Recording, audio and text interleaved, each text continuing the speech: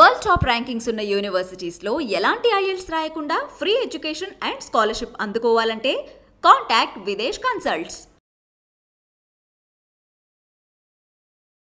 నమస్కారం, welcome to I dream. నేను మీ విజిత. ప్రస్తుతం మనతో పాటు ఉన్నారు ఇస్కాన్ టెంపుల్ నుంచి ప్రణవానంద ప్రభుజీ గారు.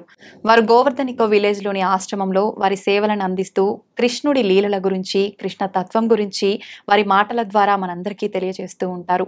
అయితే ప్రస్తుత రోజుల్లో మానవ సంబంధాల కంటే, బంధుత్వాల కంటే మనీకే ఎక్కువగా వాల్యూ ఇస్తున్నారు. ఇదంతా మనకు తెలిసిందే. అసలు ఏంటి ఇదంతా, ఎందుకు జరుగుతుంది, సమాజంలో మార్పు రావాలంటే మనందరం ఏ మార్గంలో నడిస్తే బాగుంటుంది, ఇలాంటి విషయాలన్నింటినీ ప్రభుజీతో మాట్లాడి తెలుసుకుందాం. నమస్కారం ప్రభుజీ. నమస్కారం. హరే కృష్ణ. హరే కృష్ణ ప్రభుజీ.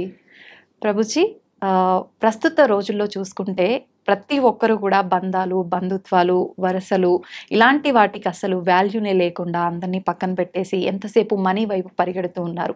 ఇలాంటివన్నీ ఎందుకు జరుగుతున్నాయి ప్రభుజీ? మనకి ఒక విషయం చెప్తారు, we have to love people and use things. కానీ మనం ఏం చేస్తున్నామంటే we are loving things and using people. అంతే. మనం ఒక వస్తువుని వాడుకోవాలి, వ్యక్తిని ప్రేమించాలి. కానీ మనం వస్తువుని ప్రేమిస్తున్నాం, వ్యక్తిని వాడుకుంటున్నాం. అవును.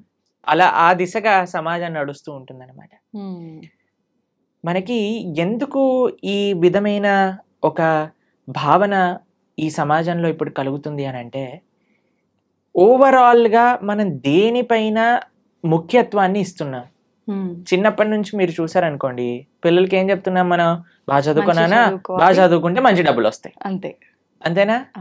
చిన్నప్పటి నుంచి మనం వాళ్ళకి ఇన్పుట్టే డబ్బులుంటేనే సుఖము అని మనం ఇస్తున్నప్పుడు ఎంతమంది పిల్లలు చెప్తారు, నాన్న నువ్వు బాగా చదువుకోవాలి, ఎందుకంటే బాగా చదువుకుంటే నీకు జ్ఞానం వస్తుంది, ఆ జ్ఞానంతో నీకు వినయం రావాలి. జ్ఞానము కేవలం నాలెడ్జ్ వరకే ఉండకూడదు, దాన్ని విజ్ఞానంగా మారాలి. విద్యా వినయేన శోభతే అని అంటారు.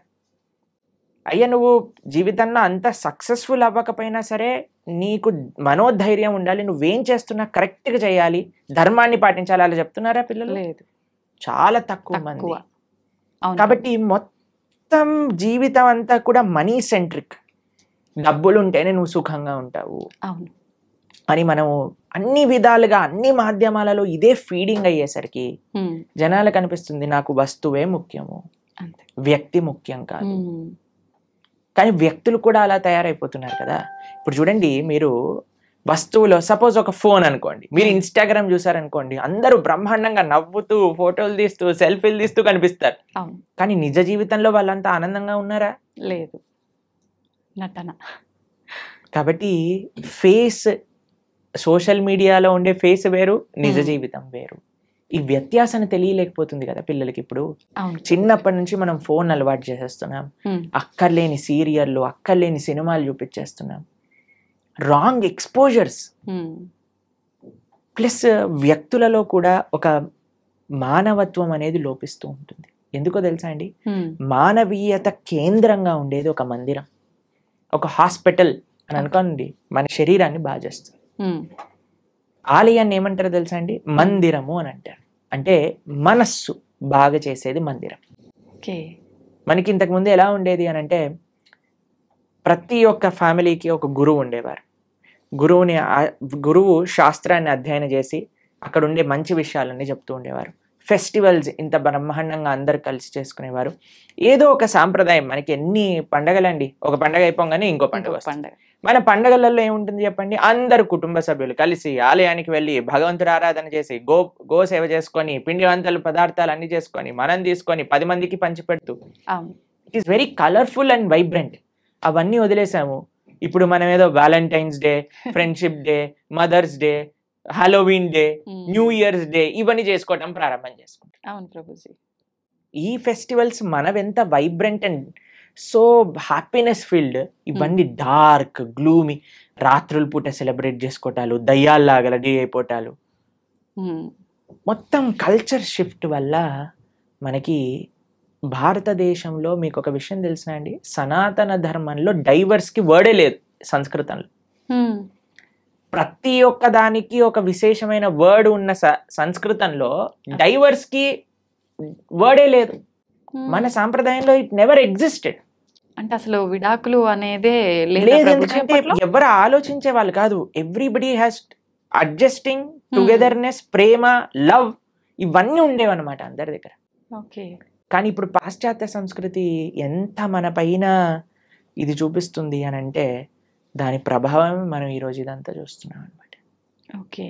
కానీ మనం కానీ మన మన నేను నాది అనే భావనను పక్కన పెట్టి సమాజం, కుటుంబం, వ్యక్తులు అనే భావన మధ్యలోకి వచ్చిందనుకోండి, కేంద్రంగా భగవంతుడు ఉండగలిగితే ఈ సొసైటీలో, అప్పుడు చూడండి మీరు బ్రహ్మాండంగా ఉంటుంది. ఎంతో మంది ఫారెన్ ట్రావెలర్స్ భారతదేశానికి వచ్చి వాళ్ళు చెప్పిన విషయాలు మీరు అసలు చదివితే అసలు భారతదేశం ఎలా ఉండేది, ఇప్పుడు ఎలా ఉన్నది. దీన్ని చాలా మనం చెప్పచ్చు, అరే ఇన్నిసార్లు ఫారెన్ రూల్ చేశారు కాబట్టి మనం ఇలా తయారయ్యామని.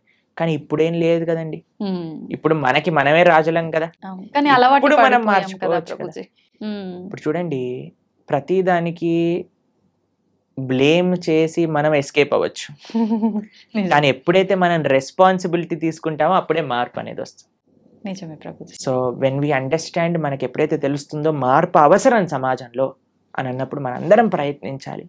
ముఖ్యంగా చిన్న పిల్లల్ని పెంచే విధానంలో నుంచి కానీ, వాళ్ళకి మంచి సంస్కారములు ఇవ్వడానికి కానీ, తల్లిదండ్రులు వాళ్ళని వాళ్ళు పరిశీలన చేసుకొని మారడానికి కానీ, this is the right time. ఆలోచన చేసి బెటర్ లేట్ దాన్ నెవర్ అని అంటారు. కాబట్టి ఇప్పటికైనా తెలుసుకొని మనం మారగలిగితే ఒక సమాజం అనేది ఆనందంగా, ఆరోగ్యంగా ఉంటుంది. ఓకే.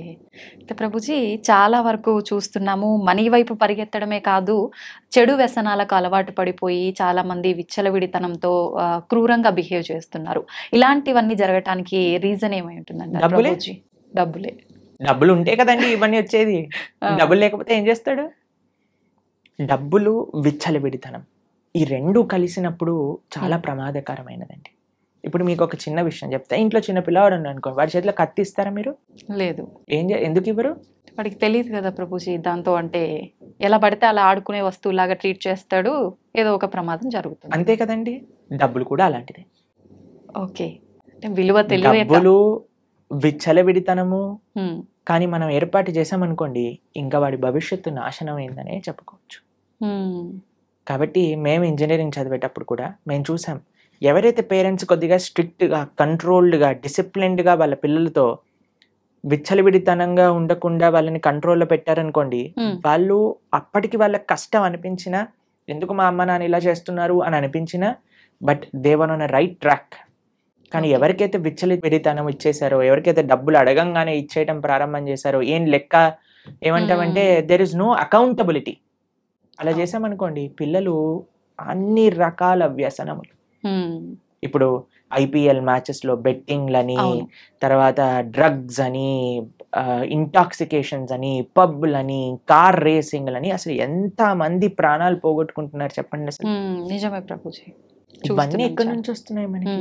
కాబట్టి సమాజం మారాలి. కేవలం ఒక్కళ్ళని మనం తప్పు పట్టద్దు. పేరెంట్స్ మీరే తప్పు అని మనం అనలేం, టీచర్స్ మీరే తప్పు అని చెప్పలేం.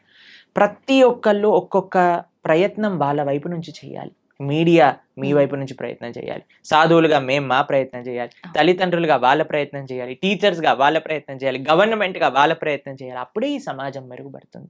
కాబట్టి ఒక్కళ్ళు ప్రయత్నం చేయటం కంటే అందరం కలిసి చేయగలిగితే మంచిది. ఓకే. కాబట్టి మీరు ఇలాంటి ప్రోగ్రామ్ చేస్తూ, ఇలాంటి ప్రశ్నలు అడుగుతూ జనాలలో ఒక మంచి భావనను నింపడానికి ప్రయత్నం చేస్తున్నారు కదా. కాబట్టి మీ మీడియా వైపు నుంచి మీరు మీ బాధ్యత కరెక్ట్గా చేస్తున్నారు.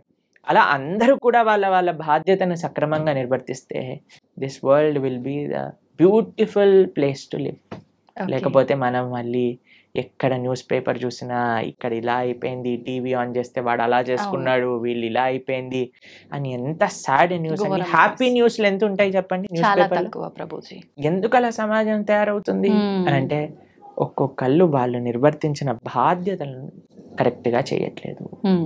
ఎవ్రీబడి, ప్రతి ఒక్కళ్ళు కూడా నేను, నాది, నా సుఖము అని ఆలోచిస్తున్నారు. కాబట్టి దాన్ని పక్కన పెట్టి క్రమశిక్షణ, ధర్మం అనేది ఎప్పుడైతే ముందుకు వస్తుందో అప్పుడు సమాజం మొత్తం కూడా కరెక్ట్ అవుతుంది.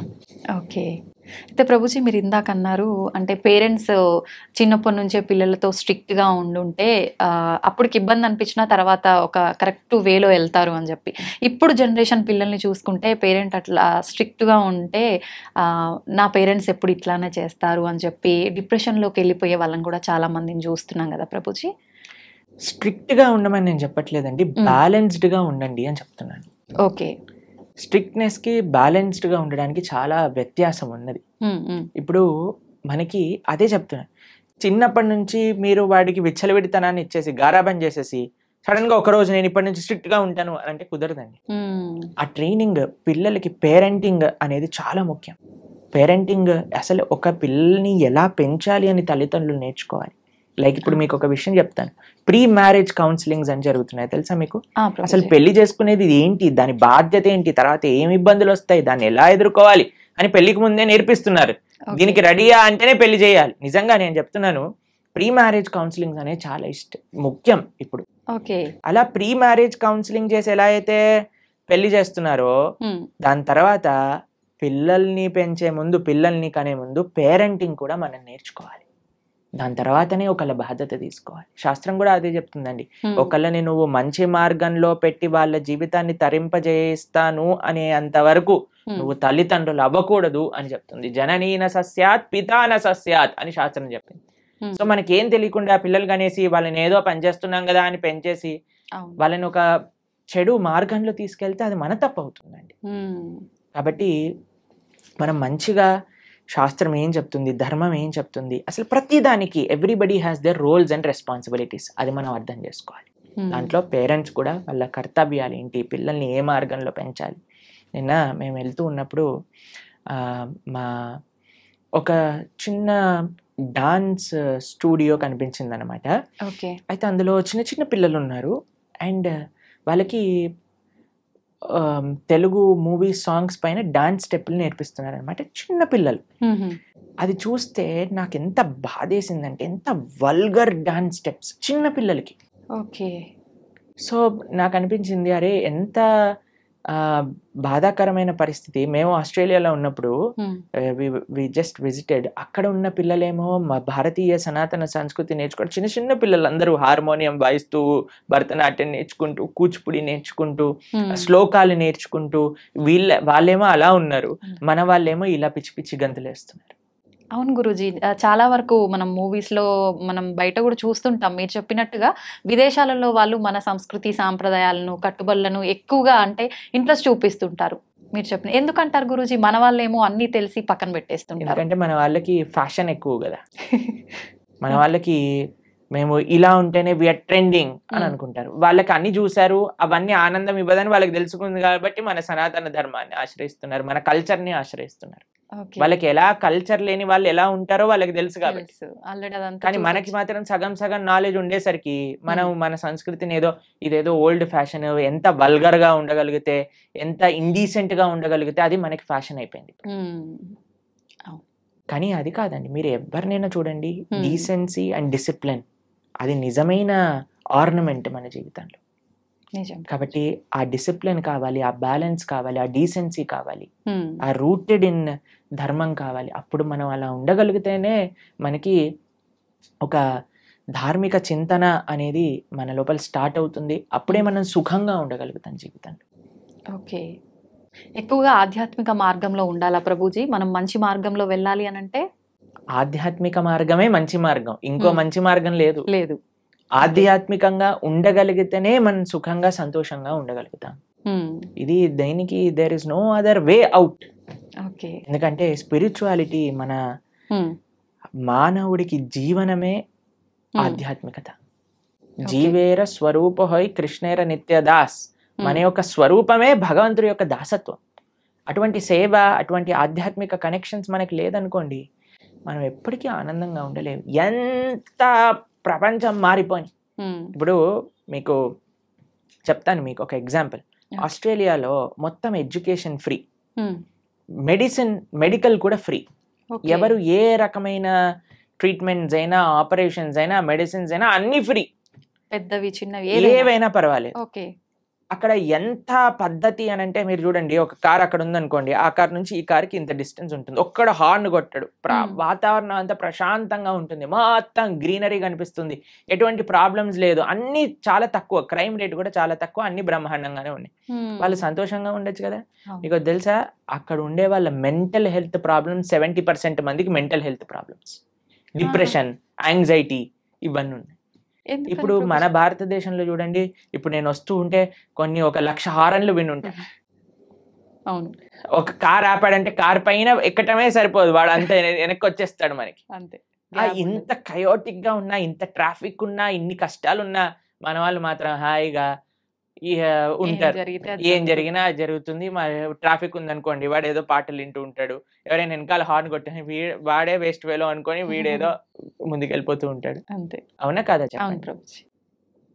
కాబట్టి ఏంటి మీకు మరి మరి సమాజంలో అంత పద్ధతి, అంత డబ్బులు, అంత బాగున్నాయి దేశం, మరి అక్కడ అందరూ ఆనందంగా ఉండొచ్చు కదా, ఎందుకు వాళ్ళకి మెంటల్ హెల్త్ ప్రాబ్లమ్స్ అని అంటే కేవలం ఫెసిలిటీస్ మనకి ఆనందాన్ని ఇవ్వలేదు.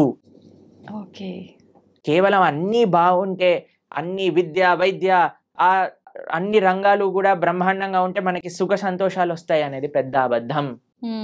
మనం అదే భ్రమలో ఉన్నాం. మనం దానికోసమే మనం బ్రతుకుతున్నాం. క్వాలిటీ ఆఫ్ లివింగ్ పెంచుకుంటే ఏమవుతుందో అలా కాదండి. ఫస్ట్ క్వాలిటీ ఆఫ్ హార్ట్ పెంచుకోవాలి, క్వాలిటీ ఆఫ్ మైండ్ పెంచుకోవాలి. ఓకే, అది నేర్పించేదే ఆధ్యాత్మికత. ఆధ్యాత్మికత అంటే ఏంటండి? ది క్రక్స్ ఆఫ్ ఆధ్యాత్మికత. ఒకడు బాధలో ఉన్నాడంటే వాడి బాధని నీ బాధగా స్వీకరించు. ఒకడు ఆనందంలో ఉన్నాడు, ఎదుగుతున్నాడు అంటే వాడి ఆనందంలో నీ ఆనందాన్ని చూసుకో. కానీ ఇప్పుడు సమాజంలో ఎవడైనా ఎదుగుతున్నాడు అనుకోండి, కిందికి లాగేయాలి. ఎవరైనా బాధపడుతున్నాడు అనుకోండి, మంచి అయింది వీడికి. ఈ భావనలు ఎందుకు వచ్చేస్తున్నాయి? ఎందుకు అని అంటే మనము మనందరి యొక్క తండ్రి అయిన భగవంతుడిని మర్చిపోయాం. ఇప్పుడు చూడండి, అన్నతమ్ముళ్ళు ప్రేమతో ఉన్నారనుకోండి, ఆ ఇల్లు ఎంత బాగుంటుంది. ఎందుకు అని అంటే వాడికి తెలుసు, నువ్వు నా చెల్లివి, నువ్వు నా అన్నవి, నువ్వు నా తమ్ముడివి. ఎందుకు అని అంటే వాడు వాళ్ళ అమ్మా నాన్న దగ్గర నుంచి విన్నారు, అయ్యా నీ తమ్ముడురా, నీ అన్నయ్యరా, చెల్లిరా. అమ్మా నాన్నల పైన గౌరవం ఉందనుకోండి, అది తోబుట్టువుల పైన గౌరవం పట్ల మారుతూ ఉంటుంది. మనం ఏం చేస్తున్నాము అని అంటే all Indians are my brothers and sisters అని అంటే, all Indians are my brothers and sisters అన్నారు. బ్రదర్స్ అండ్ సిస్టర్స్ ఎప్పుడు అవుతారండి? ఒక తల్లికి పుట్టినప్పుడే కదా, ఒక తండ్రికి పుట్టినప్పుడే కదా. ఆ భగవంతుని మనం మర్చిపోతున్నాం. కానీ భగవంతుడి సెంటర్లోకి వచ్చారనుకోండి, all Indians are my brothers and sisters కాదు, అన్ని లివింగ్ ఎంటిటీస్ కూడా మన బ్రదర్స్ అండ్ సిస్టర్స్ అయిపోతారు. ఎవరిని మనం బాధ పెట్టాం, ఎవరిని మనం హానిపరచాలి అనుకోము, ఎవరు బాధపడుతున్నా మనం చూడలేకపోతాం, ఎవరికి ఎంత తోచినంత సహాయం మనం చేయగలుగుతాం. ఆ భావన ఆధ్యాత్మిక భావన మనకిస్తుంది. ఓకే, కాబట్టి ఆధ్యాత్మికత, spirituality is most necessary in this world. అది వస్తే ఇంకా ఎటువంటి భౌతికంగా అటు ఇటు ఉన్న వ్యవస్థ మనం కానీ ఆనందంగా ఉండగలుగుతాం, మనం కానీ సుఖంగా ఉండగలుగుతాం, మనం షెల్టర్డ్గా ఉండగలుగుతాం. ఓకే, ఇది లేకుండా బయట ఎన్ని మంచి విషయాలు ఉన్నా సరే మనసు మాత్రం పరిపరి విధాలుగా ఆలోచన పెడుతూనే ఉంటుంది, ఇబ్బంది పెడుతూనే ఉంటుంది. ప్రభుజీ, ఎక్కువగా భగవంతుని నమ్మిన వాళ్ళకి, భగవంతునికి ఎక్కువ చేరువలో ఉన్న వాళ్ళకి ఇబ్బందులు వస్తాయని అంటుంటారు కదా ప్రభుజీ, మామూలుగా వింటూ ఉంటాము. అదంతా ఎంతవరకు నిజం అంటారు? అసలు నిజంగా భగవంతుడి దగ్గర ఉన్న వాడికి కష్టాలు రావు అనేది ఎంత అబద్ధమో, భగవంతుడి దగ్గర ఉన్న వాళ్ళకి ఎక్కువ కష్టాలు వస్తాయి అనేది కూడా అంతే అబద్ధం. ఈ ప్రపంచంలో అందరికీ కష్టాలు సుఖాలు వచ్చి తీరుతాయి. ఇప్పుడు చూడండి, నేను చెప్పాను అనుకోండి, ఈ సంవత్సరం ఎండాకాలం లేదు, మీరు నమ్ముతారా? ఎలా సాధ్యపడుతుంది ప్రభుజీ? పడదు కదా. నేను చెప్పాను అనుకోండి, ఈ సంవత్సరం ఓన్లీ ఎండాకాలం ఉంటుంది, వర్షాకాలం ఉండదు, చలికాలం ఉండదు అని అంటే మీరేమంటారు? ఓ బాగుంది, చాలా బ్రహ్మాండంగా ఉంటుంది. వినటానికి బాగుంది, కానీ ఎలా జరుగుతుంది? అంతే కదా. అలా ఉండదు కదండి. వర్షాకాలం వచ్చినప్పుడు చలికాలం వస్తుంది, చలికాలం అయిపోయాక ఎండాకాలం వస్తుంది, ఎండాకాలం అయిపోయాక మళ్ళీ చలికాలం వస్తుంది, వర్షాకాలం వస్తుంది. ఇది ప్రపంచంలో అందరికీ తెలిసిన విధం. అలానే మన జీవితంలో కష్టాలు వస్తాయి, దాని తర్వాత సుఖాలు వస్తాయి, దాని తర్వాత కష్టాలు వస్తాయి, దాని తర్వాత సుఖాలు వస్తాయి. కష్టం సుఖం, కష్టం సుఖం ఈ మానవ జన్మలో ఒక పార్ట్ మాత్రమే. దీన్ని అండర్స్టాండ్ చేసుకొని యాక్సెప్ట్ చేసుకోవాలి ఫస్ట్ విషయం. దీనికి భగవంతుడికి ఎటువంటి సంబంధం లేదు. నీ జీవితంలో అంటే మనందరి జీవితంలో ఆ. కష్టము సుఖము, సుఖము. ఎలా అయితే ఎండాకాలం వస్తుందో, ఎలా అయితే వర్షాకాలం వస్తుందో, ఎలా అయితే చలికాలం వస్తుందో, అలానే కష్టము సుఖము మిక్స్డ్ కాలం మూడు మన జీవితంలో ఉంటాయి, ప్రతి ఒక్కళ్ళ జీవితంలో. మరి భగవంతుడు ఏం చేస్తాడు?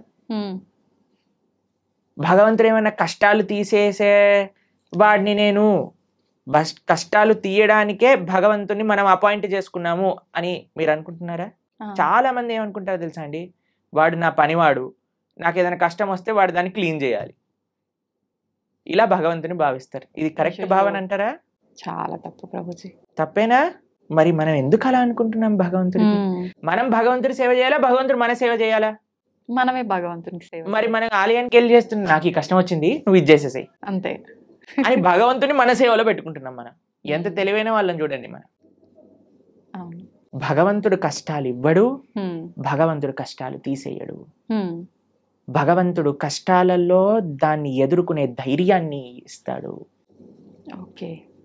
కష్టం రూపంలో మనకి ఏదన్నా మనం చెడు మార్గంలోకి వెళితే భగవంతుడు ఒక కష్టాన్ని సృష్టించి మనల్ని కాపాడుతాడు, ఎక్కువ ప్రమాదం జరగకుండా. అంతేకాని మనల్ని ఎప్పుడూ భగవంతుడు కష్టాలు పెట్టడు, కష్టాలని ఆపడు. మీకు ఒక ఎగ్జాంపుల్ చెప్తా. నిన్నే మేము టీవీలో చూసాము. ఒక అమెరికాలో అట ఒక ఫ్లైట్లో 2 సీట్లు ఖాళీగా ఉన్న సీట్లు ఒకసారిగా దే బ్లూ ఆఫ్, పేలిపోయాయట ఫ్లైట్లో. అయితే ఆ 2 సీట్లలో ఉన్న వాళ్ళకి అసలు ఎందుకు రాలేదు వాళ్ళు అని చేస్తే, వాళ్ళిద్దరి జీవితాలలో ఏదో లాస్ట్ మూమెంట్ ఏదో అయిపోయి వాళ్ళు వెళ్ళలేకపోయారట. అరే మేము ఫ్లైట్ మిస్ అయిపోయాం, ఆ డబ్బులు పోయాయి, అవి ఇవి అని ఫుల్ బాధపడ్డారట. ఎప్పటి వరకు అంటే ఆ 2 సీట్లు పేలిపోయాయి అని తెలిసినంత వరకు. ఇప్పుడు దాన్ని వెస్టర్న్ టర్మినాలజీస్ లో బర్న్ట్ టోస్ట్ ఫినామినా అని అంటున్నారు అనమాట. అది మీకు టెక్నికల్ టర్మ్స్. అది ఏంటంటే ఏది జరిగినా సరే మన మంచి కోసం జరుగుతుంది అని టైం కానీ మనకి చెప్పదు. ఇప్పుడు మనకి ఈ రోజు ఈ కష్టం వచ్చింది అని అనుకున్నా, ఇప్పుడు సపోజ్ మనకి కాలు ఇరిగింది అని మనం అనుకున్నాం, ఒక యాత్రకి వెళ్ళలేదు, తర్వాత తెలిసింది ఆ యాత్ర బస్సే బోల్తా పడిపోయింది. ఇప్పుడు ఏం కాలు ఇరగటం బెటరా, బస్ నుంచి కింద పడిపోవటం బెటరా? కాలు ఇరగటమే బెటర్, అంతే కదండి. కాబట్టి మనకి ఈ రోజు దేవుడా నాకెందుకు అలా చేసావు, నాకెందుకు ఈ అన్యాయం చేసావు అని అంటే, వెయిట్ చేయి స్వామి, నీకే తెలుస్తుంది దేవుడు నీకు అన్యాయం చేయలేదని. మనకు ఆ ఓపిక లేదంతే, ఓపిక లేదు, అర్థం చేసుకోగలిగే ఆలోచన లేదు. మనకేంటి వెంటనే అయిపోవాలి, ఇది నాకు ఇలా 2 minutes లో మ్యాగీ రెడీ అయిపోయింది, 2 minutes లో నాకు కష్టం ఎందుకు పోవట్లేదు అని మనం తయారైపోయినాం. దీనికి తగ్గట్టు చెప్పేవాళ్ళు కూడా, మీరు ఇది చేసేయండి ఈ కష్టం అలా పోతుంది, ఈ మంత్రం చెప్పండి అలా పోతుంది. అది దట్ ఈస్ నాట్ ప్రాక్టికల్ అండి. దుఃఖాలయం అశాశ్వతం. ఈ ప్రపంచంలో దుఃఖాలు వస్తాయి, దాన్ని ఎదుర్కొనే ధైర్యం కోసం భగవంతుడిని ఆశ్రయించు. రాముడిగా వచ్చాడు భగవంతుడు, రాముడికి కష్టాలు రాలేదా అండి? మీరు ఒకసారి రాముడి దగ్గరికి వెళ్ళి, రామా నాకు అసలు ఏ కష్టాలు రావద్దు జీవితంలో అంటే, పాపం రాముడు ఏమనుకుంటాడండి, నేనే అన్ని కష్టాలు పడ్డాను, నువ్వు నాకే కష్టాలు వద్దు అని అడుగుతున్నావా నా దగ్గరకు వచ్చి అని కూడా చెప్పండి. జనాలు ఏం చేస్తున్నారంటే అండి, ఇప్పుడు ఇక్కడ కష్టం తీరకపోతే దేవుని మార్చేస్తున్నారు. దేవుని మార్చడం కాదు, మొత్తం ఏకంగా ధర్మాన్ని మార్చేస్తున్నారు. దేవుళ్ళని తిట్టడము, మళ్ళీ ఎందుకు నిన్ను పూజించాలి అది ఇది మామూలుగా తిట్టరు ప్రభుజీ. అంటే చేసేదేమో నువ్వు, అనేదేమో భగవంతుని. ఎంత విచిత్రం చెప్పండి. నీ కర్మలకి నువ్వే బాధ్యుడివి. నువ్వేదైతే తప్పు చేసావో అది నీ జీవితంలో కష్టంగా వచ్చి తీరుతుంది. దాన్ని ఎదుర్కో, దాన్ని అనుభవించు, అప్పుడే ఆ కర్మ పోతుంది. కాబట్టి ఇప్పుడు ఒక చిన్న పిల్లవాడు చదువుకోలేదండి, ఎగ్జామ్ లో ఫెయిల్ అయ్యాడు. ఇప్పుడు ఓయ్ నాకు టీచర్ తక్కువ మార్కులు ఇచ్చింది అందుకే నేను ఫెయిల్ అయ్యా అని అంటే మనం ఏం చేస్తామండి, ఒరే నువ్వు ఇప్పుడు ఏం చేయలేవురా, మళ్ళీ చదువుకొని ఇంప్రూవ్మెంట్ రాయాల్సిందే, ఆ ఏరియర్ క్లియర్ చేయాల్సిందే, అది నీ బాధ్యత, చదువుకోవాల్సిందే. కాబట్టి వాడే కష్టపడాలి, వాడే చదవాలి, వాడే ఎగ్జామ్ రాయాలి, వాడే పాస్ అవ్వాలి. అలానే మనకి ఎవ్వరు మోటివేషన్ ఇవ్వగలుగుతామంటే, ఈసారి బాగా చదువుకో, ఇంకొద్దిగా వాటికి ఒక ట్యూషన్ పెట్టించగలం తల్లిదండ్రులుగా, నీ పక్కనే ఉండి ధైర్యం చెప్పగలం, అంతే కదా. భగవంతుడు చేసే పని. నువ్వు నీ కష్టాన్ని నువ్వు దాటుతూ ఉండు, నేను నీ వెంట ఉంటా. ఆ ధైర్యం భగవద్భక్తి మనకిస్తుంది. కాబట్టి ధర్మాన్ని మార్చేసే వాళ్ళు ఒక్కసారి ఆలోచన చేయండి. తల్లిదండ్రుల్ని మార్చుకోం మనం, వేరే వాళ్ళ తల్లిదండ్రులు ఏదో కొత్త బ్యాగ్ కొనిచ్చారు, స్పైడర్ మ్యాన్ బ్యాగ్ కొనిచ్చారు, మా అమ్మ నాన్న స్పైడర్ మ్యాన్, నేను వాళ్ళ ఇంటికి వెళ్ళిపోతామా? ఎంత ఎంత సిల్లీయో, ఎంత worst thing to do in life. అలానే మన ధర్మాన్ని వదిలేసి వేరే ధర్మాలకి ఏదో కష్టాలు పోతాయి, మాకు కష్టాలు తీర్చేవాడు దేవుడే కాదు. మీకు ఒక విషయం తెలుసా అండి? అవునా ప్రభుజీ? ఎవరైనా చెప్పారనుకోండి ఇది చాలా పవర్ఫుల్, మొత్తం కష్టాలని పోతాయి, అక్కడికి అస్సలు వెళ్ళకూడదు. ఎందుకని ప్రభుజీ? ఎందుకు అని అంటే ఇప్పుడు కష్టాలు పోయాయి అనుకోండి, మన కర్మ ఎప్పుడో ఒకసారి మన కర్మ అనుభవించాల్సిందే కదా. ఈ రోజు కాకపోతే రేపు తప్పదు. కాబట్టి నీ కష్టం ఈ రోజు మాయమైపోయింది అని అనుకోండి, ఈ రోజు మాయమైపోతుంది, రేపు వస్తుంది, దాన్ని నువ్వు తప్పించుకోలేవు. ఓకే, అంటే మనం చేసుకునే కొన్ని పుణ్య కార్యాల వల్ల మన పాపాలు తొలగిపోయే అవకాశం ఉంటుంది అని అంటారు కదా ప్రభుజీ. దాంట్లో భాగంగా పుణ్యము, మంచి పనులు పుణ్యాన్ని ఇస్తాయి, చెడు పనులు పాపాన్ని ఇస్తాయి. ఓకేనా? పుణ్యము సపరేట్ గా అనుభవించాలి, పాపం సపరేట్ గా అనుభవించాలి. పుణ్యం ఎక్కువ చేసేస్తే పాపాన్ని అది తొలగించదు. అర్థమైందా మీకు? Okay okay. ఇప్పుడు పుణ్యం ఏదైతే ఉందో దాన్ని మీకు స్వర్గానికి తీసుకెళ్తుంది అని అనుకోండి, పాపం ఏదైతే ఉందో దాన్ని మీకు నరకానికి తీసుకెళ్తూ ఉందనుకోండి. మీరు ఎక్కువ పుణ్యం చేసేస్తే ఈ పుణ్యం వెళ్ళి పాపాన్ని ఇది చేసేదనమాట. పుణ్యం ఖాతానే, పాపం ఖాతానే. ఈ రెండూ పోవాలి, ఈ రెండుతో మాకు పని లేదు అని అన్నప్పుడు మనం భగవంతుడికి శరణాగతి చేయాలి, భగవంతుడి యొక్క భక్తి చేయాలి. అప్పుడు మనకి పుణ్యంతో సంబంధం ఉండదు, పాపంతో సంబంధం ఉండదు. భగవంతుడిని ఆశ్రయించడం, భగవంతుడిని చేరుకోవటం, ఇది భక్తి మార్గము అని అంటే. కాబట్టి ఫస్ట్ పాపాచరణ మానుకోవటం మనుష్యత్వం, మనుష్యత్వంలో పుణ్యాచరణ, మంచి మనిషిగా మారటం, మంచి మనిషిగా మారిన తర్వాత ధర్మాన్ని తెలుసుకొని భక్తిని ఆశ్రయించి భక్తుడుగా మారటం. ఇట్లా 3 స్టేజెస్ ఉన్నాయి. కాబట్టి ఫస్ట్ స్టెప్ ఇస్ పాపాన్ని పక్కన పెట్టండి, పాపాచరణ తప్పు. దాని తర్వాత నెక్స్ట్ స్టేజ్ మంచి మనిషిగా మారటం, మంచి మనిషిగా మారాక ధర్మం గురించి, దేవుడి గురించి తెలుసుకోవటం, భగవంతుని ఆశ్రయించటం. ఓకే, అప్పుడు మనకి పాపంతో సంబంధం ఉండదు, పుణ్యంతో సంబంధం ఉండదు, భగవంతుడితో మాత్రమే సంబంధం ఉంటుంది. అలా సాధ్యపడుతుందా ప్రభుజీ అట్లా ఉండడం? తప్పకుండా. ఇప్పుడు చూడండి, రోడ్డు పైన మురికి నీళ్ళు ఉన్నాయనుకోండి, ఒక మనం బకెట్ల మురికి నీళ్ళు రోడ్డు పైన పడేసాం అనుకోండి, మీరు మధ్యాహ్నం కల్లా వచ్చారనుకోండి, అక్కడ ఒక్క చుక్క నీరు కూడా ఉండదు. ఎందుకు చెప్పండి? సూర్యుడు మొత్తం లాగేస్తాడు, అన్నిటినీ ఎవాపరేట్ చేసేస్తాడు, అంతేనా? పెద్ద పెద్ద నదులే ఎవాపరేట్ అయిపోతాయి. సూర్యుడికి ఆ శక్తి లేదా? అలానే భగవంతుడికి కూడా ఆ శక్తి ఉంది. భగవంతుడిని ఆశ్రయించినప్పుడు, భగవంతుడికి శరణాగతి, భగవంతుడు చెప్పిన మార్గాన్ని, అలా దేవుడి దగ్గరికి వెళ్ళి 10 రూపాయల టికెట్ ఇచ్చి అయ్యా నీకు అర్చన చేయించేసా, నా పాపాన్ని తీసేసాయి, ఇలా బిజినెస్ ట్రాన్సాక్షన్ కాదండి. ఓకే, మనస వాచ కర్మన భగవద్ మార్గంలో మనం నడిచినప్పుడు, భగవంతుడికి శరణాగతి చేసినప్పుడు ఆయన మన దగ్గర ఉండే ఎటువంటి కర్మ బ్యాగేజ్ నైనా సరే ఆయన మొత్తం డిసపియర్ చేసేయగలరు. అది భగవంతుడికి ఉండే శక్తి. ఎప్పుడు మనం నిజమైన భక్తి మార్గంలో నడిచినప్పుడు, అది ముఖ్యం. ఓకే, హడావిడి హంగామాలు ఆర్భాటాలు చేస్తుంటారు మామూలుగా, భగవంతుడి విషయంలో వచ్చేసరికి అవన్నీ కాకుండా మనస్ఫూర్తిగా మనం దైవ మార్గంలో ఉండాలి. హంగామా, హడావిడి, ఆర్భాటం ఎందుకు చేయకూడదు? చేయొచ్చా గురుగారు? ఎందుకు చేయకూడదు అని అడుగుతున్నాను. ఒక మ్యారేజ్ డే మనం సెలబ్రేట్ చేసినప్పుడు, 25th మ్యారేజ్ యానివర్సరీ పెద్దగా గందరగోళం చేసేసినప్పుడు, పిల్లవాడి ఫస్ట్ బర్త్డే ఇంత పెద్దగా చేసినప్పుడు, ఒక పెళ్లికి కొన్ని లక్షల కోట్లు ఖర్చు పెట్టేసినప్పుడు, భగవంతుడికి పూజ మాత్రం ఎటువంటి ఏమీ చేయకూడదు, స్వామికి దాలియాలు కట్టకూడదు. మన వాళ్ళు ఇప్పుడు మొన్న మాకు ఒక వీడియో పంపించారు, ఒక ఫేమస్ యాక్ట్రెస్ బాలీవుడ్ లో అంటుంది, నేను టాయిలెట్ కైనా డబ్బులు ఇస్తాను కానీ గుడి కట్టడానికి డబ్బులు ఇవ్వను అని. ఎందుకు అంత? ఎందుకు అని అంటే, నో మోర్ రిలీజియస్ ఇన్స్టిట్యూషన్స్ అని ఏదో దానికి జనాలందరూ కరెక్టే చెప్పింది, రిలీజియస్ వల్ల ఒక ఆలయం కట్టడం వల్ల ఏమి పని ఉంది దానికి అని అంటున్నారు. ఎందుకంటే అందరు ఇలాంటి మెంటల్ గా తయారవుతారు. అవును, ఆలయాలు లేవు కాబట్టి, రిలీజియస్ ఇన్స్టిట్యూట్స్ తక్కువ అయ్యాయి కాబట్టి ఇలాంటి వాళ్ళు పుడుతున్నారు. నిజమే, టాయిలెట్ మెంటాలిటీ కలిగిన వాళ్ళు. అదే ఆలయానికి ఇచ్చుంటే, భగవంతుడికి ఇచ్చుంటే మంచి మనస్తత్వం ఉన్న వాళ్ళు పుట్టేవారు. ఇలాంటి వాళ్ళని ప్రపంచంలో ఎవరు గుర్తుండరండి. ఒక 10-15 ఏళ్ల తర్వాత ఎవరిని దే విల్ నాట్ రిమెంబర్. కానీ మనం ఇప్పటికీ గుర్తు పెట్టుకునేది ఎవరిని అని అంటే, శివాజీ మహారాజ్ లాంటి రాజులని, ఎవరైతే ధర్మం కోసం కాపాడారు, దేశం కోసం ప్రయత్నం చేశారు. దేశం కోసం, దైవం కోసం, సమాజం కోసం ఇటువంటి భావనలే రావట్లేదండి జనాలకి ఈ మధ్య. మొత్తం ఫ్యాషన్ అయిపోయింది. భగవంతుడి యొక్క ఆలయం రామ మందిరం కట్టడానికంటే ఎందుకు ఇన్ని వేల కోట్లు, అందరినీ పేద ప్రజలకు పంచేయచ్చు కదా. ఎన్ని రోజులు పంచుతావు, ఎన్ని రోజులు పంచుతావు అనేది ప్రశ్న. ఈ రోజు నువ్వు అన్నం పెట్టగలవా, రేపు పెట్టగలవా, ఎల్లుండి పెట్టగలవా, ఆకలి తీరుతుందా? కానీ భగవద్ ఆలయం ఏం చేస్తుంది అంటే మనసుని మారుస్తుంది, ఒక మంచి ప్రేరణనిస్తుంది.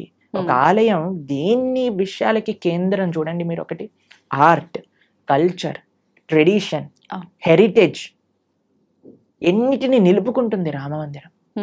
ఒక మందిరం మీరు చూసారంటే ఎన్ని వ్యవస్థలు, పూలు అమ్ముకునే వాళ్ళకి మందిరం, ఒక ఫార్మింగ్ చేసే వాళ్ళకి మందిరం, ఒక ఆర్ట్స్ నేర్చుకునే వాళ్ళకి మందిరం, భగవంతుని ఆశ్రయించిన వాళ్ళకి మందిరం.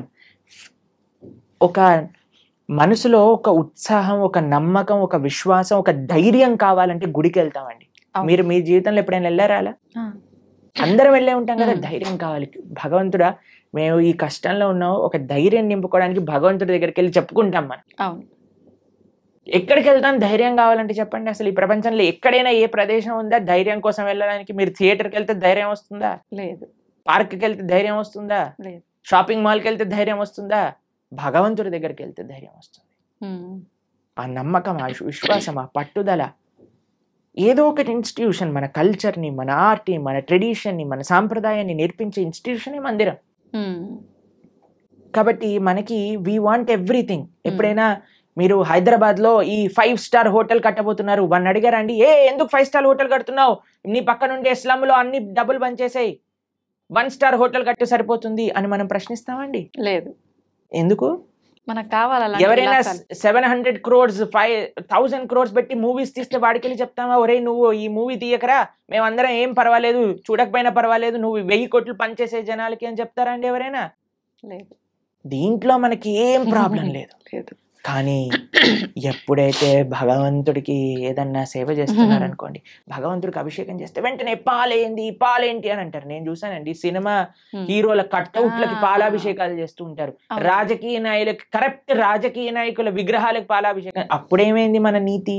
మనకు నచ్చిన పని చేస్తే తప్పులేదు. మీరు చూసారండి ఇప్పుడు కొత్తగా ఈ ట్రెండ్ లో ఏమంటామంటే ఆ న్యూ ఇయర్ పార్టీలు అవి ఇవి అని చేసుకుంటారు కదా, దాంట్లో షాంపైన్ బాటిల్స్ లోంచి షాంపైన్ అంతా ఇలా పోతూ ఉంటుంది చూసావా? అప్పుడు నీకు డబ్బులు వేస్ట్ కాదే, 5,000 10,000 ఎంత ఉంటాయో మనకు తెలియదు, కానీ ఆ బండిటిని నేల కొరగటంలో నీకేం తప్పులేదు, పిచ్చి పిచ్చి గంతులు వేయటంలో నీకు తప్పులేదు, పబ్బులు కట్టడంలో తప్పులేదు, రెస్టారెంట్స్ కట్టడంలో తప్పులేదు, మాల్స్ కట్టడంలో తప్పులేదు, సినిమా థియేటర్లు కట్టడంలో తప్పులేదు, మందిరం మాత్రమే తప్పు. ఎందుకంటే భగవంతుడు మంచివాడు కాబట్టి. పాపం వాడు ఏమన్నాడు కదండి, నవ్వుతూ అలా నించుంటాడు. భగవంతుని కూడా తప్పట్లే. భగవంతుడిని ప్రేమతో ఉండే వాళ్ళ దగ్గర ఆయన ఉంటారండి, అది వేరే విషయం. ఆయన ఏం ఎక్స్పెక్ట్ చేయట్లేదు మనం ఇంత పెద్ద గుడి కడతాం అంత కట్టు, అది మన కృతజ్ఞత. కాబట్టి జనాలు అందులో ఆర్భాటాలు వద్దు అని కేవలం భక్తిలో అనుకుంటే తప్పు. లేదండి మాకు మా జీవనమే సరళం, మేమే ఒక మ్యారేజ్ డే వచ్చింది అనుకోండి, ఆలయానికి వెళ్ళి దండం పెట్టుకుంటాం. అలానే భగవంతుడి యొక్క ఉత్సవం వచ్చిన ఆలయానికి వెళ్దాం. లేదండి మేము మ్యారేజ్ డే మాత్రం ఒక 2-3 లక్షలతో చేస్తాము, కానీ కృష్ణాష్టమికి మాత్రం 100 రూపాయలు ఖర్చు పెడతాం, అది తప్పు. ఇక్కడ కావాలి, ఇక్కడ చూపించే వ్యక్తిత్వం గురించి మాట్లాడుకోవట్లేదండి. కేవలం నేను చూపించడానికే పూజ చేస్తా అనటం తప్పు, కానీ భగవంతుడికి ప్రేమతో నేను ఇంత గొప్పగా చేసుకోగలుగుతాను అని అనుకోవటంలో తప్పేమీ లేదు. చేసుకోవచ్చు, కానీ మన హృదయంలో ఆ భక్తి, ఆ ప్రేమ అనేది ఉండాలి. ఓకే, ఏమంటారు మీరు? నిజమే ప్రభుజీ, చాలా తక్కువ మందిలో ప్రభుజీ రాను రాను ఇంకా అంటే ఎక్కువ ఆధ్యాత్మిక మార్గంలో భగవంతునికి దగ్గరగా ఉండాలంటే ఎక్కువ అంటే ఏమంటారు సెంటిమెంట్లు, కండిషన్లు ఎక్కువ ఉండాల్సిందేనేమో అని చెప్పి లిమిట్ లో అని అందరు జనాల్ని ఒక మబ్బెలో పెట్టేశారు జనాలు. కానీ మీరు మనందరం కలిసి ఇంకా ఇంకా ప్రజలలో ఆ చైతన్యాన్ని తీసుకొని రావాలి. అవును, భక్తి అంటే కేవలం sentiments, rules, regulations, conditions, impositions కాదు. భక్తి అంటే ఎంతో సరళమైన, సున్నితమైన, ఆనందకరమైన, ఉత్సాహకరమైన, మనశ్శాంతిని ఇచ్చే ఒక ప్రాసెస్ అని మనందరం కలిసి జనాలకి చెప్పినప్పుడు అప్పుడు మాత్రమే వాళ్ళు నిజమైన భక్తి అంటే ఏంటో అర్థం చేసుకోగలిగే స్థితిలోకి వస్తారు. నిజమే ప్రభుజీ. ఇంకా ఇంకా ఇంటర్వ్యూస్ చేయాలి ఇలా. తప్పకుండా చేద్దాం ప్రభుజీ, మార్పు మనతోటే మొదలు పెడదాం. ఓకే, అయితే ప్రభుజీ నేటి అల్ట్రా మోడర్న్ జనరేషన్ వాళ్ళకి కృష్ణతత్వాన్ని అనుసరించాల్సిన ఆవశ్యకత ఎంతవరకు ఉంది ప్రభుజీ? ఏ జనరేషన్ వాళ్ళకైనా కృష్ణుణ్ణి, భగవంతుణ్ణి అనుసరించాల్సిన అవసరం ఉన్నది. ఎలా అయితే మనకి ఓషన్లో ఉండే బోట్స్కి మీరు లైట్ హౌస్ అని ఉంటుంది తెలుసు కదా, అక్కడ నుంచి లైట్ వస్తుంది. ఆ లైట్ని చూస్తే వాళ్ళకి ఎక్కడికి వెళ్ళాలి అనే విషయం అర్థం అవుతుంది. లేకపోతే ఎక్కడ నేల ఉంది, ఎక్కడ మనం దాటచ్చు ఈ సముద్రాన్ని అనేది తెలియదు. ఇప్పుడు మనందరికి ఒక లైట్ హౌస్ లాంటి వాడు అన్నమాట. భగవంతుడు, భక్తి, గురువు, శాస్త్రము ఇవన్నీ ఒక లైట్ హౌస్ లాంటిది. మనందరం ఈ సంసారంలో బోట్ సముద్రంలో చూసారండి, ఎలా ఇలా పైకి ఇటు ఊపుతుంది, అటు ఊపుతుంది, సామాన్లన్నీ కింద పడిపోతూ ఉంటాయి. అలా మన పరిస్థితి కూడా అలానే ఉంది. మానసికంగా, వ్యక్తిగతంగా, ఎమోషనల్, ఫిజికల్, మెంటల్ అన్ని స్టేట్ లో వీఆర్ ఆల్ డిస్టర్బ్డ్. కానీ ఎప్పుడైతే ఆ లైట్ హౌస్ మనకు కనిపిస్తుందో, భగవత్ తత్వము అనేది ఏదైతే మనం తెలుసుకుంటామో, అప్పుడు మనకి హోప్ ఉంటుంది జీవితంలో. ఇక్కడ ఒడ్డు ఉన్నది, ఇక్కడికి వెళ్తే మేము సురక్షితంగా ఈ సముద్రం నుంచి బయట పడగలుగుతాము అని. కాబట్టి ఏ అల్ట్రా మోడర్న్ అయినా, ఎటువంటి వాళ్ళైనా సరే అందరికీ శరణు భగవంతుడు. కాబట్టి ఎప్పుడైతే ఆ కేంద్రం మనకి ఉందో జీవితంలో, మంచి ధర్మం, సమాజ సేవ, దేశ సేవ, భగవత్ సేవ అనే కేంద్రం వైపు ఎప్పుడైతే మనందరం నడుస్తామో, అప్పుడు ప్రతి ఒక్కళ్ళలో ఆధ్యాత్మికత, ఆ ఆనంద భావన అనేది కలుగుతుంది. కానీ ఇప్పుడు ప్రస్తుత సమాజంలో మోడర్న్, అల్ట్రా మోడర్న్ అన్నారు కదా మీరు, ఎంత అల్ట్రా మోడర్న్ అయితే అంత అల్ట్రా ప్రాబ్లమ్స్ వస్తున్నాయి. ఇది నిజం ప్రభుజీ. ఎప్పుడైనా మీరు డిప్రెషన్ అనేది విన్నారా అండి? మేమైతే మా టైంలో డిప్రెషన్ ఏంటి, మెంటల్ హెల్త్ ఇష్యూస్ ఏంటి, ఈ సైకాలజిస్ట్, సైక్రాటిస్ట్ దగ్గర 3,000, 4,000 రూపాయలు వారానికి ఖర్చు పెడుతున్నారు. ఇప్పుడు చిన్న యూత్ లో ఉండే పిల్లలకి, చిన్న చిన్న పిల్లల డిప్రెషన్. ఇప్పుడు ఎవరికి తెలియదు అసలు ఈ మెంటల్ హెల్త్ ప్రాబ్లమ్స్ ఏంటి అనేది ఎప్పుడు వినలేదు. ఒకళ్ళు చెప్పారు, ప్రభుజీ మేము వెళ్ళి మా అమ్మకి చెప్పాను నాకు డిప్రెషన్ ఉందంటే, నువ్వు పారాసెటమాల్ వేసుకో తగ్గిపోతుంది అని చెప్పిందట వాళ్ళ అమ్మ. ఎందుకంటే పాపం తెలియదు కదా ఎవరికి మెంటల్ హెల్త్ అంటే ఏంటి, డిప్రెషన్ అంటే ఏంటి అని. అలాంటిది భారతదేశం. ఎంత మీరు అల్ట్రా మోడర్న్, సూపర్ మోడర్న్ అవుతుంటే అంత మనకి mental health problems, physical health problems. ఇప్పుడు చూడండి, ఎవరిని అడిగినా సరే నాకివ్వి నాకవ్వి అని చెప్తున్నారు. ఇంతకు ముందు అలా మీరు చూసారండి మీ వయసులో ఎప్పుడైనా? మీరు ఎప్పుడైనా మెంటల్ హెల్త్ విన్నారా మీ చిన్నప్పుడు? మేము డిప్రెషన్ లో ఉన్నామండి, స్ట్రెస్ లో ఉన్నామండి, యాంగ్జైటీలో ఉన్నామని ఎప్పుడైనా విన్నారా మీరు? అలాంటి పదాలు ఎందుకు? మీరు అల్ట్రా మోడర్న్ సొసైటీలో లేరు కాబట్టి. ఇప్పుడు ఎందుకు వినాల్సి వస్తుంది? అల్ట్రా మోడర్న్ సొసైటీ తయారైంది కాబట్టి. కాబట్టి ఎంత మనం మన సంస్కృతిలో మన ఫౌండేషన్, ఇప్పుడు చూడండి, ఫౌండేషన్ స్ట్రాంగ్ ఉంటే బిల్డింగ్ ఉంటుంది. ఫౌండేషన్ వీక్ ఉంది అనుకోండి, బిల్డింగ్ కదిలిపోతుంది. మనకి ఇప్పుడు ఫౌండేషన్ వీక్ ఉంది. పెద్ద పెద్ద స్కై స్క్రేపర్ బిల్డింగ్లు కట్టేస్తున్నాం, కానీ ఫౌండేషన్ లేదు కదా, ఎప్పుడు కూలిపోతుందో తెలియదు. ఫౌండేషన్ ఏంటి? అదే ఆధ్యాత్మికత. మీరు ఎంత పెద్ద బిల్డింగ్ కడుతున్నారు అన్న దాంతో మీరు అల్ట్రా మోడర్న్ అవ్వండి, సూపర్ అల్ట్రా మోడర్న్ అవ్వండి, super super super duper ultra modern అవ్వండి, నో ప్రాబ్లం. కానీ నీ ఫౌండేషన్ ని చూసుకో, బేస్ ఎలా ఉంది. బేస్ కానీ ఆధ్యాత్మికత కానీ ఉంటే మీరు ఎంత పెద్ద బిల్డింగ్ కట్టినా అది స్ట్రాంగ్ గా ఉంటుంది. కాబట్టి we are concerned about the foundation. We are not concerned about what you are doing. కానీ ఏ భావనతో చేస్తున్నాము, దేన్ని ఫౌండేషన్ చేసుకొని మన జీవితంలో ఎదుగుతున్నాము అనేది మనకి ముఖ్యం. ఇప్పుడు అంటే మాట్లాడుకోవడం వరకు బాగానే ఉంటుంది ప్రభుజీ, చెప్తాము, వింటారు, వదిలేస్తారు. నిజంగా మనం ఆధ్యాత్మిక మార్గంలోకి తీసుకురాగలమంటారా ఈ ప్రస్తుతం ఉన్న సమాజంని? తప్పకుండా. ఎవరైతే సిన్సియర్ గా ఉంటారో, మా జీవితంలో మేము భగవంతుడికి చేసే ఆ చిన్నపాటి సేవలో ఎంతో మంది జీవితాలు మారటం మేము స్వయంగా చూసాం. అంతేందుకంటే మా జీవితం కూడా మారింది కదా, మేము ఒకళ్ళని విన్నందుకు వల్ల, మా గురువుని మేము ఆశ్రయించి అనేది చెప్పే మంచి విషయాలను సీరియస్ గా తీసుకోవటం వల్ల కదా నా జీవితం మారింది. లేదా ఈ సమయంలో నాకు 28 years, ఇప్పుడు నేను ఏదన్నా చేస్తుండేవాడిని, కానీ మా జీవితం మారింది అని అంటే, ఇప్పుడు నేను మారినప్పుడు ఎందుకు మారలేరు 10 మంది? కాబట్టి మా జీవితంలో మేము ఎన్నో వేల మంది జీవితాలను మార్చి మంచి మార్గంలో వెళ్ళటం మేము స్వయంగా మా సొంత జీవితంలో చూసాం. అది శాస్త్రవాకు. ఎవరైతే భగవంతుడి గురించి మంచి హృదయంతో భగవంతుడు ఇచ్చిన మెసేజ్ని యాక్సెప్ట్ చేస్తారో జీవితంలో, వాళ్ళు తప్పక మారతారు. That is not difficult thing at all. కేవలం మంచి విషయాలు మనం వినగలగాలి, మంచి వాళ్ళ సత్సంగంలో ఉండగలగాలి, మంచి ఆధ్యాత్మిక పుస్తకములు చదవగలగాలి, మన మంచి ఆహారాన్ని స్వీకరించటంతో పాటు మంచి అలవాట్లు అన్నీ మనకు ఉండగలిగితే తప్పకుండా మారుతాం. And we will change for good and we will be all happy. Prabhuji, ఆధ్యాత్మిక మార్గంలో నడిస్తే అంత మంచే జరుగుతుంది, ఆ మార్పు అనేది మొదలవ్వాలి అనుకున్నాం. అసలు నిజంగా ఆధ్యాత్మికం వైపు వెళ్ళాలి అన్న ఆలోచన కలిగే వాళ్ళు కొంతమంది ఉంటారు ఇలాంటి మాటలు విన్న తర్వాత. అటువంటి వాళ్ళ ఆలోచన విధానము అనేది ఏ రకంగా ఉంటే బాగుంటుంది గురుజీ? ఫస్ట్ ఆధ్యాత్మిక మార్గంలో మొట్టమొదటి అడుగు శ్రవణం. శ్రవణం కీర్తనం విష్ణు స్మరణం పాద సేవనం అర్చనం వందనం దాస్యం సాఖ్యమాత్మ నివేదనం అని ప్రహ్లాదుడు భాగవతంలో చెప్తాడు. మొట్టమొదటి అడుగు శ్రవణం. ఇప్పుడు ఎవరికైనా ఆధ్యాత్మిక మార్గం అంటే ఏంటి తెలుసుకోవాలి అని అనుకుంటున్నారు అనుకోండి, అసలు ఆధ్యాత్మిక మార్గంలో నేను ఎలా ఉండాలి, ఒక బేసిక్ బుక్ అనేది మనకి సనాతన ధర్మానికి ఒక పుస్తకం, ఒక మాన్యువల్, ఒక మెషిన్ కొన్నాం అనుకోండి ఒక మాన్యువల్ కావాలి కదండి. అలా అసలు మనం ఏమి చెయ్యాలి మానవ జన్మ వచ్చాక అని చెప్పేదే భగవద్గీత. మీరు మన ఛానల్లో ప్రణవానంద దాస్ అనే ఛానల్లో ఇప్పుడు ఎవరికైనా మీకు ఈ ఇంటర్వ్యూ వినటం వల్ల అసలు మాకు ధర్మం అంటే ఏంటి, హిందూ ధర్మం అంటే ఏంటి, అసలు భగవంతుడు ఏం చెప్పాలనుకుంటున్నాడు, అసలు మానవుడు ఏం చెయ్యాలి అని మీకు ప్రశ్నలు ఉన్నాయనుకోండి, మనం 18 లెక్చర్స్ మాత్రమే, ఒక్కొక్క లెక్చర్ 1 hour మాత్రమే ఉంటుంది. ప్రణవానంద దాస్ ఛానల్లో మీరు వెళ్ళి ప్లేలిస్ట్ లో భగవద్గీత అని మీరు చూసారనుకోండి, కేవలం సింపుల్ 18 లెక్చర్స్. ఇప్పటి వరకు సుమారుగా 8 లక్షల మంది పైగా ప్రవచనాలు విని ఉన్నారు ఆల్రెడీ. కాబట్టి మీరు జస్ట్ దాన్ని 18 లెక్చర్స్ వినండి, 1 to 18 కంప్లీట్ చేసే లోపల మీకు మొత్తం క్లారిటీ వస్తుంది జీవితంలో మనం ఏం చేయాలి. It is very simple.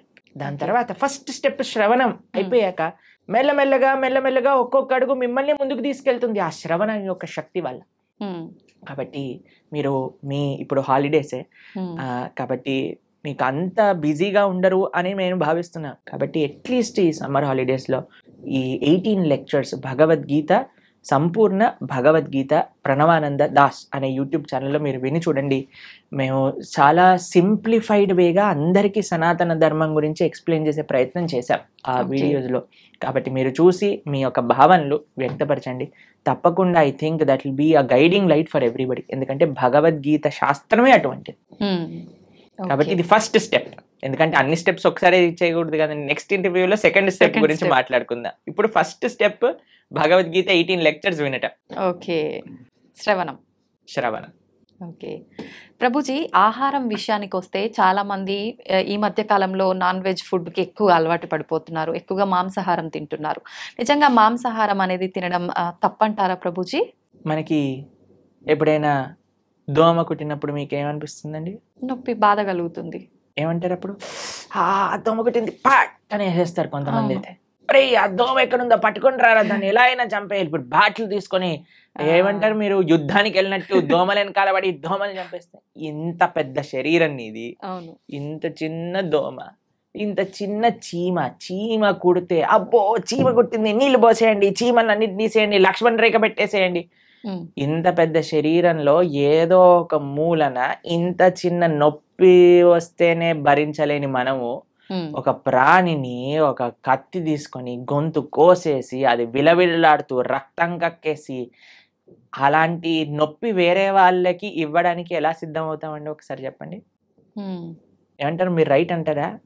మనం ఇంత చిన్న నొప్పిని కూడా భరించలేమాయే, కానీ మనం ఏ ప్రాణిని ఎలాగైనా హింసించచ్చు అనే భావన వస్తే రేపొద్దున అది విస్తీర్ణం అవుతుందన్నమాట.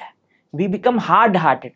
ఇప్పుడు ఒక ప్రాణి కష్టాన్ని చూస్తూ మన మనసు చలించలేకపోయింది అనుకోండి, రేపొద్దున ఇంకొక మనిషి కష్టాన్ని చూసి కూడా మనం చలించలేకపోతాం. నిజం ప్రభుజీ. మన తోటి ఉండే వాళ్ళ కష్టాలు, అసలు కష్టాన్ని అర్థం చేసుకొని మనస్తత్వం వచ్చేస్తుంది. కష్టం ఎవరికైనా కష్టం కదండి. ఒక ప్రాణిలో కష్టం చూడని వాడివి మనిషిలో కష్టం ఎలా చూడగలుగుతున్నావు? మనిషిలో కష్టాన్ని చూసిన వాడివి ప్రాణిలో కష్టాన్ని ఎందుకు చూడలేకపోతున్నావు? మనిషికి ఒక జీవుడికి ఏంటి డిఫరెన్స్ చెప్పండి? వాళ్ళకి ఫ్యామిలీ లేదా? వాళ్ళకి పిల్లల పైన ప్రేమ లేదా? అది జీవించాలి అని అనుకోవట్లేదా?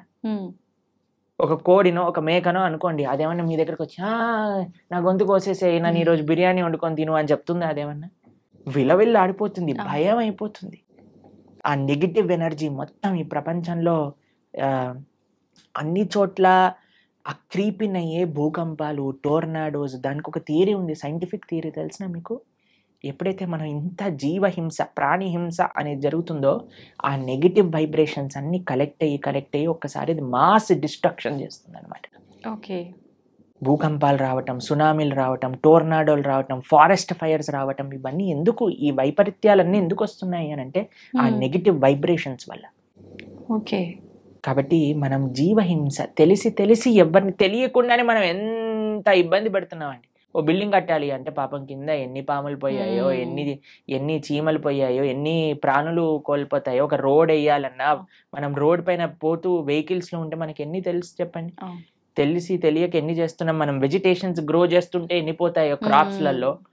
తెలియకుండానే మనం ఇంత జీవహింస చేస్తున్నాం. ఇంకా తెలిసి చేస్తే ఎలా చెప్పండి. కాబట్టి ఒక్కటి గుర్తుపెట్టుకోండి, మన శాస్త్రం చెప్తుంది మాంసహ అంటారు, మాంసం అని అంటారు కదండి. అంటే నేను రేపు నీలాగా అవుతాను.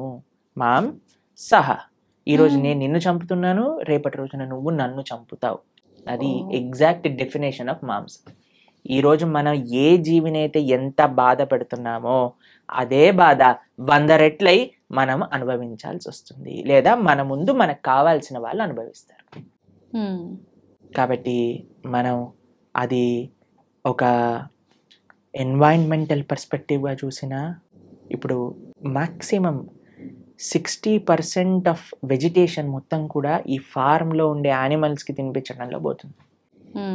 అదే కానీ మనం ఇప్పుడు చూడండి, ఇప్పుడు ఇండియాలో మనం వెజిటేరియనిజం గురించి మాట్లాడితే ఎలా అంటున్నారు, వెజిటేరియన్స్ ఎట్లా అవుతారు, అది ఇది ఇది ఇది ఇది దీనికి విరుద్ధం, దానికి విరుద్ధం, ఇది మా ఫ్యామిలీకి విరుద్ధం, ఇది మాకు ఇది విరుద్ధం అని పెద్ద యుద్ధాలకు వచ్చేస్తున్నారు. ఫారినర్స్ అందరు వీగన్ కల్చర్ విన్నారా మీరు ఎప్పుడైనా? వీగనిజం అని పెరిగిపోతుంది అక్కడ. ప్లాంట్ బేస్డ్ డయట్, యానిమల్ ఉన్న దాన్ని వాళ్ళు టచ్ చేయరనమాట, దాన్ని వీగన్ అని అంటారు. మొత్తం మీరు చూస్తే, మేము ఆస్ట్రేలియా మెల్బోర్న్ లో ఒక వీగన్ స్ట్రీట్ అని ఉంది, మొత్తం స్ట్రీట్ అంతా వీగన్ రెస్టారెంట్స్ అక్కడ. అమెరికాలో అన్ని చోట్ల ఇప్పుడు వీగనిజం పెరిగిపోయింది. మీరు ఎక్కడికి వెళ్ళినా సరే వీగన్ అని చెప్తే మీకు ఒక్క డైరీ ప్రోడక్ట్ కూడా టచ్ చేయరు వాళ్ళు. అలాంటి స్ట్రిక్ట్ వెజిటేరియన్ డైట్ ని వీగనిజం అని అంటారు అనమాట. కాబట్టి పాశ్చాత్య దేశస్తులు, దానికి ఏం ఆధ్యాత్మికత అవసరం లేదండి నాన్ వెజిటేరియన్ ఆపేయడానికి. మనుష్యత్వం ఉండాలంతే. ఒక మనిషిగా నేను బాధపడుతున్నాను, ఇంకొక ప్రాణిని బాధ పెట్టకూడదు. ఇప్పుడు చూడండి, మనం తింటే 10 నిమిషాల్లో పోయే రుచికి ఒక ప్రాణినే చంపేస్తున్నాం అంటే ఎంత అన్యాయం చెప్పండి. అవును. కాబట్టి అది ఆధ్యాత్మికంగా మంచిది కాదు, సామాజికంగా మంచిది కాదు, ఒక మానవుడికి అయితే అసలే మంచిది కాదు. అన్ని ఈ ప్రపంచంలో అంతా బాగుండాలి అని అంటే ఎవరిని మనం ఇబ్బంది పెట్టకూడదు. ఆధ్యాత్మికత విషయం అయితే దూరం పెట్టేసేయండి. మాంసాహారం తినే వాళ్ళు ఎప్పటికీ ఆధ్యాత్మికంగా ఒక్క అడుగు కూడా ముందుకెయ్యలేరు. ఇది సత్యం. కానీ this is far beyond to understand. కానీ ఫస్ట్ మనిషిగా ఆలోచిద్దాం, ఒక ప్రాణిగా ఆలోచిద్దాం. కాబట్టి భగవంతుడు అందరినీ సృష్టించినప్పుడు ఆయన అందరి పిత కదా. మీరు ఒక 3 తమ్ముళ్ళు అన్నయ్యలు ఉన్నారనుకోండి, ఒకరిని ప్రేమించి ఒకరిని చెంపమైన లాగి పెట్టారనుకోండి, వాళ్ళ అమ్మ ఏమంటారు, ఒరే వాడేం చేశాడరా నిన్ను అంటే, ఏం లేదమ్మా నాకు వీడిని ప్రేమిస్తున్నాను కదా వాడిని కొడతాను. ఒప్పుకుంటారా వాళ్ళ అమ్మ? అలానే భగవంతుడు ఎలా ఒప్పుకుంటాడండి? నువ్వు మనిషిని మాత్రమే ప్రేమించి మిగతా జీవులందరినీ కూడా హింసిస్తూ ఉంటే. నిన్నే మేము ఒక పోస్ట్ చూసాము ఇంటర్నెట్ లో, అందులో ఉంది ఒక shark kills 11 people in an year. ఒక షార్క్ ఒక 10-11 మంది మనుషుల్ని చంపేస్తుందట, తినేస్తుందట సంవత్సరంలో. ఒక ప్రదేశంలో జస్ట్ ఒక స్టాటిస్టిక్స్ చెప్తున్నారు అనమాట. కానీ ఒక మనిషి 11,000 షార్క్ ని గంటలో చంపేస్తాడట తినడానికి, దాని లెదర్ కోసం అని. ఎంత అన్యాయం చెప్పండి. కాబట్టి మనం ఈ అన్యాయాన్ని ఎంతగా ఆపగలిగితే, అందరం ఎంత సాత్వికంగా, ఎంత హింస ఫ్రీగా ఉండగలిగితే మన ప్రపంచం అంత బాగుంటుంది. మీకు ఇంకొక విషయం చెప్తాను. మేము ఒక బుక్ చదివాం, దాన్ని how to live to be 100 అని అంటారు. 100 సంవత్సరాలు బ్రతుకుండాలంటే సీక్రెట్. అందులో ప్రపంచంలో 100 సంవత్సరాలు పూర్తిగా బ్రతికిన ప్రదేశాల్లో హైయెస్ట్ మెంబర్స్ ఎక్కడైతే ఉన్నారో అక్కడ రీసెర్చ్ చేసి ఆ పుస్తకం రాశారనమాట. అందులో తేలింది ఏంటి అని అంటే, these are all animal products free. మాంసం అనేది వాళ్ళు స్వీకరించలేదు.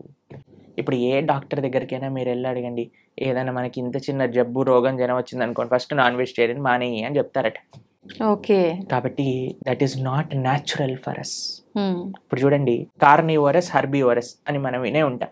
కార్నివోరస్ అంటే మాంసాన్ని తినేవి, హర్బివోరస్ అంటే చెట్లు తినేవి. మనవి మన బాడీ మన నోటి నుంచి ప్రారంభం చేసుకొని మన డైజెస్టివ్ సిస్టమ్ మొత్తం కూడా హర్బివోరస్ యానిమల్స్ లానే ఉంటుంది, కార్నివోరస్ యానిమల్స్ లా. తర్వాత కొంతమంది అంటారు మనకి ఈ 2 కూరలు ఉన్నాయి కదా ఇక్కడ, అంటే కూరలు ఉంటే నువ్వు పచ్చి మాంసాన్ని పట్టుకొని తినొచ్చు కదా, కానీ వండుకొని ఎందుకు తింటున్నావు నువ్వు? కార్నివోరస్ యానిమల్స్ అయితే అవి పచ్చి మాంసాన్ని పట్టుకొని వేటాడి తింటాయి. మనం ఏమన్నా ఇప్పుడు ఒక మేకని తినేవాడు ఏమన్నా మేక పైన పడి వాడిని చీల్చి తింటాడా? లేదు. కాబట్టి ది వెరీ థాట్ దట్ నువ్వు వండుకొని తింటున్నావు అని అంటే అది నీ శరీరానికి మార్చి కానీ నువ్వు తినలేవు అని. కానీ ఇప్పుడు చూడండి, సాలడ్స్ లో మీరు ఏ కూరగాయలు వేసినా సరే కక్కర్ అని తినేస్తారు. క్యారెట్లు తినేయచ్చు, బీట్రూట్లు తినేయచ్చు, ఏదైనా తినేయచ్చు పచ్చిగా. అవును. కాబట్టి మనకి పచ్చిగా తింటే అరుగుతుంది. ప్లస్ మన digestive system, carnivorous animals digestive system చాలా చిన్నగా ఉంటుంది, ఎందుకంటే అది వచ్చేస్తుంది బయటకు వెళ్ళిపోతుంది. కానీ మనది మాత్రం లాంగ్ ఇంటెస్టైన్, స్మాల్ ఇంటెస్టైన్, అవి డైజెస్ట్ చేసి దాన్ని న్యూట్రియంట్ కాంప్లెక్స్ చేసి అన్ని శరీరానికి ఎనర్జీ అందించి అప్పుడు కానీ బయటకు వస్తుంది. కార్నివోరస్ యానిమల్స్ చూసాను అనుకోండి, నాలుకతోటి నీళ్లు తాగుతాయి. మనం ఎలా చేస్తామండి? మనం నోటితో తాగుతాం. కాబట్టి ఇవన్నీ దేర్ ఆర్ మెనీ రీజన్స్. అటు సైంటిఫికల్గా చూస్తే, అటు హ్యూమన్ మేకప్ విధంగా చూస్తే, ఎలా చూసినా సరే ఒక మనిషి వెజిటేరియన్ గానే ఉండాలి. Okay. He cannot kill any living being. Okay. అయితే ప్రభుజీ, ఇది సృష్టికి విరుద్ధం అయినప్పుడు భగవంతుడు ఎందుకు దీన్ని ఆపలేకపోతున్నాడు మరి? అయితే ఇది తినొచ్చు, ఆ జంతువులు పుట్టిందే మానవులు తినటానికి అని ఎవరైనా మీకు సర్టిఫికెట్ ఇచ్చారా? ఉంటారు కదా. భగవంతుడు ఇచ్చాడా? చెప్పండి. భగవంతుడు ఆపట్లేదు అని మీరు అన్నారు కదా, కానీ భగవంతుడు తిను అని ఎక్కడేం చెప్పాడా? లేదు. ఏదైనా ఇప్పుడు ఒక మేక పుట్టాక ఇది వీడు తినడానికి అని దానిపైన స్టాంప్ వేసి ఆయన పంపించాడా మనకి? లేదు కదా. ఎందుకు? ప్లస్ ఈ మనిషి కూడా ఎందుకు సెలెక్టివ్ గా ఉన్నాడు? నేను మేకనే తింటా, కోడిని, కుక్కని ఎందుకు తినావు నువ్వు? నీ పెంచుకునే కుక్కకి ఇంకా బయట ఉండే మేకకి ఏంటి డిఫరెన్స్? కొంతమంది డాగ్ లవర్స్ ఉంటారు, మీరు చూసిన కన్నా మున్నా చున్నా అని ఎప్పుడు ఇలా కుక్కని ఇలా పట్టుకొని అలా పట్టుకొని, కుక్కకి ఏమన్నా అయితే వాళ్ళు ఏలవటం అవి. అరే, ఆ కుక్కకి ఎంతైతే ప్రాణం ఉందో ఆ మేకకి కూడా అంతే ప్రాణం ఉంది. ఏమన్నా మేకల తక్కువ ప్రాణం ఉందా చెప్పండి? లేదు. మరి ఎందుకు మనం ఆ డిఫరెన్షియేషన్ చేస్తున్నాం? భగవంతుడి నీకు తినాలి అని చెప్పలేదు, కాబట్టి భగవంతుడు నీకు తినద్దు అని కూడా వచ్చి చెప్పడు. శాస్త్రం అన్నీ చెప్పింది. ఓకే. మద్యం, పానం, శ్రియ, సూన, యత, అధర్మశ్చ చతుర్విధం. భాగవతం చెప్పింది ఈ విషయాలు. 4 విషయాలు తప్పు. వ్యభిచారము, మాంసాహారాన్ని స్వీకరించటం, జూదమాడటం, తర్వాత మాదక ద్రవ్యాలు, సిగరెట్, మందు, గుట్కా, మాణిక్ చంద్, ఇవన్నీ వేసుకుంటారు కదండి. ఇవన్నీ ఈ 4 అధర్మము అని శాస్త్రం క్లియర్ గా చెప్పింది. ఓకే. కాబట్టి ఈ 4టిని మనం దూరం పెట్టాలి, అప్పుడే మనం మనిషి అవుతాం. ఓకే. మాంసాహారం తినడమే తప్పు, అసలు పాపం, మహాపాపం.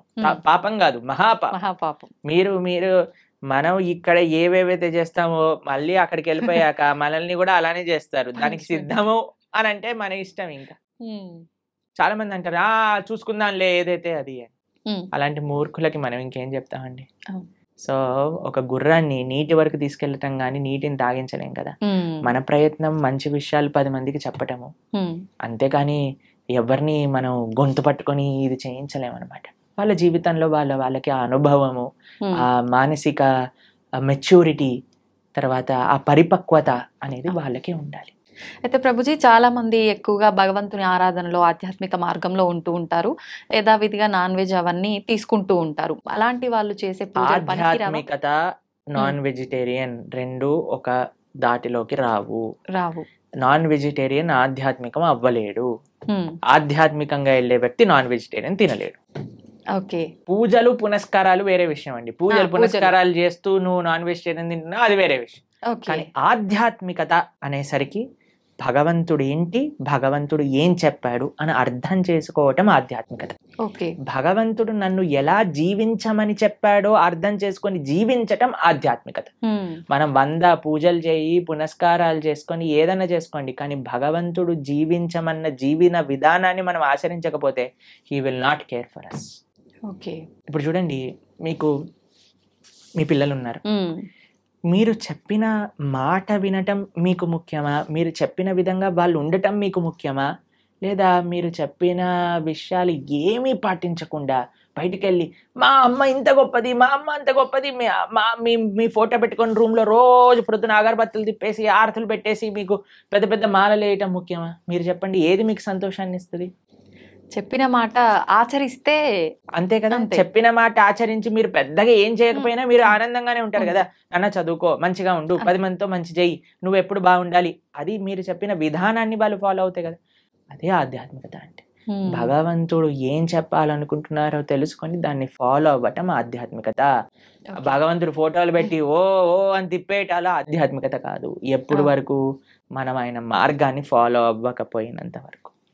ఒక్కసారి మనం ఆయన చెప్పే విధానాన్ని ఫాలో అవుతూ మిమ్మల్ని ప్రేమతో, ఇప్పుడు చూడండి, మీ పిల్లలు మీరు చెప్పిన విషయాలు అన్నీ మంచిగా విని మీ పుట్టినరోజు రోజు ఒక గ్రీటింగ్ కార్డ్ చేసి మీకు చాలా సేపు కష్టపడి ఒక గ్రీటింగ్ కార్డ్ చేసి ఇచ్చారనుకోండి, మీకు ఎంత సంతోషం ఇస్తుంది. అరే మా పిల్లలు ఎంత బంగారు కొండలరా, నేను చెప్పిందన్ని మాటలు వింటారు, నాకు ఇంత ప్రేమ గ్రీటింగ్ కార్డ్ తీసుకొచ్చారనిపిస్తుందా? అలానే భగవంతుడికి కూడా మనం ఎప్పుడైతే ఆయన మాటలు విని ఆయన ఆరాధన చేస్తామో అప్పుడు ఆయనకు అంత సంతోషం వస్తుంది. మీ మాటలు ఎప్పుడు వినకుండా, మిమ్మల్ని ఎప్పుడు పట్టించుకోకుండా బర్త్డేకి మాత్రం పెద్ద గిఫ్ట్ తీసుకొచ్చా, ఏంది ఈ గిఫ్ట్, అరే కనీసం ఎవడు అడిగాడు నిన్ను అని అంటారు, అంతే కదా. అలానే భగవంతుడు మన పూజలు కూడా అలానే అనిపిస్తాయి. ఇది ఖచ్చితంగా అందరూ తెలుసుకోవాల్సిన విషయం, అంతే కదా. ప్రభుజీ, పిల్లల టాపిక్ వచ్చింది కాబట్టి నేటి బాలలే రేపటి పౌరులు అంటారు. అయితే అటువంటి పిల్లల్ని మనం పెంచే విధానము కరెక్ట్గా ఉండకపోవడం వల్ల అంటే ప్రభావం పడుతుందా, లేదంటే విద్యా వ్యవస్థ ప్రభావం ఏమైనా ఉంటుందా ప్రభుజీ? అన్ని ప్రభావం. మనం పెంచే విధానం, విద్యా వ్యవస్థ, టీచర్లు, మీడియా, వాళ్ళు చూపించేవి, వాళ్ళు ఉండే ఫ్రెండ్స్, అన్నిటినీ ప్రభావం ఉంటుంది. కరెక్ట్, అన్నీ కూడా జాగ్రత్తగా ఉండాలి. ఇప్పుడు అన్నిటినీ మార్చేయలేం కదండి. మన వంతు మన మార్పు మనతోటి ప్రారంభం అవ్వాలి. కాబట్టి ఇప్పుడు చూడండి, అందరి పిల్లలకి హాలిడేస్ టైం. ఇప్పుడు మీ హాలిడేస్ లో మీ పిల్లలకి ఏం నేర్పిస్తున్నారు? ఎన్నో మంచి ఆధ్యాత్మిక కేంద్రములలో సేవా మాధ్యమంగా సమ్మర్ క్యాంప్స్ జరుగుతున్నాయి. మన ఇస్కాన్ హైదరాబాద్లో సమ్మర్ క్యాంప్స్ చేస్తున్నారు, మేము ఆదిలాబాద్లో రేపు సమ్మర్ క్యాంప్ చేస్తున్నాం. పిల్లలకి కనీసం సెలవులు వచ్చినప్పుడైనా మంచిగా సేవ చేసుకునే ఒక అవకాశాన్ని ఇవ్వండి. గోశాలకి తీసుకెళ్ళండి, శ్లోకాలు నేర్పించండి, మ్యూజిక్, మన క్లాసికల్ మ్యూజిక్ నేర్పించండి, క్లాసికల్ డాన్స్ నేర్పించండి. మన కల్చర్కి ఎంత దగ్గరగా మనకి సమయం ఉన్నప్పుడు, ఇప్పుడు స్కూల్ ఉన్నప్పుడల్లా అంటే కష్టమే, కానీ అట్లీస్ట్ ఫెస్టివల్స్ టైంలలో మనకి ఇలా సమ్మర్ హాలిడేస్ వచ్చినప్పుడు, వింటర్ వెకేషన్స్ వచ్చినప్పుడు మనం ఏదైనా మంచి ఆధ్యాత్మిక ప్రదేశానికి తీసుకెళ్ళటం, అక్కడ ఉండే మంచి వ్యక్తులతో కల్పించటం, మాట్లాడించటం, వాళ్ళకి కల్చర్ని ఇంట్రడ్యూస్ చేయటం, ఇలా కానీ మన శక్తియుతంగా మనం ప్రయత్నించి, ఇప్పుడు చూడండి, we can do our best. దాని తర్వాత ఇంకా వాడికి జీవితంలో ఏం చేసుకుంటారో అనేది వాళ్ళ ఇష్టం, కానీ మనము ఇవ్వకపోతే మన తప్పు అవుతుంది. కాబట్టి వాట్ వీఆర్ సేయింగ్ ఇస్, అందరు పేరెంట్స్ కూడా మీ వైపు నుంచి మీరు ప్రయత్నం చేయండి. ఇప్పుడు సమ్మర్ హాలిడేస్ వచ్చాయి, మంచి ఆధ్యాత్మికంగా అలానే విశేషాలు అన్నీ కూడా నేర్పించేటట్టుగా మంచి విశేషాలు నేర్పించండి. మ్యూజిక్లో మంచి విశేషాలు, డాన్స్లో మంచి విశేషాలు, శ్లోకాల్లో మంచి విషయం, అన్నిట్లో మంచి ఉంది, ఆ మంచిని నేర్పించండి అని చెప్తున్నాను, అంతే. ఓకే. కాబట్టి సమయం ఉన్నప్పుడు పిల్లల్ని ఎంగేజ్ చేయాలండి. పిల్లలకి ఫ్రీ టైం ఇస్తే వాళ్ళు పాడైపోతారు. కాబట్టి మీకు సమయం ఉన్నప్పుడు మీరు కానీ హాలిడేస్లో వాళ్ళని ఎంగేజ్ చేయలేదనుకోండి, ఫోన్కి అడిక్ట్ అయిపోతారు, టీవీకి అడిక్ట్ అయిపోతారు, తర్వాత టెలివిజన్కి అడిక్ట్ అయిపోతారు. ఇవన్నీ మనకు వద్దు అన్నప్పుడు వాళ్ళని మార్నింగ్ టిల్ నైట్ స్కిల్స్లో ఎంగేజ్ చేయండి. స్విమ్మింగ్ నేర్పించండి, ఇన్స్ట్రుమెంట్స్ నేర్పించండి, ఎక్సర్సైజ్కి తీసుకెళ్ళండి. బయట ఎంత వీలైతే అంత మనం ఉంచడానికి ప్రయత్నం చేయాలి. మీరు బయట ఉండాలి, మీరు ఫోన్ పట్టుకొని కూర్చున్నారు అనుకోండి, వాడు ఫోన్ పట్టుకొని కూర్చుంటాడు.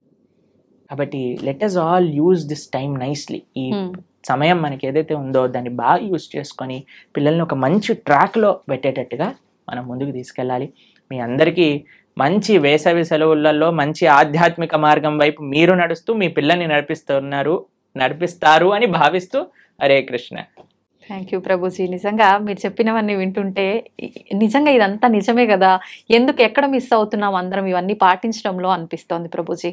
ప్రతి ఒక్కరికి కూడా అలా అనిపించాలనే కోరుకుందాం, మార్పు మొదలవ్వాలనే కోరుకుందాం ప్రభుజీ. చాలా మంచి విషయాలు తెలియజేశారు. Thank you Prabhuji. హరే కృష్ణ.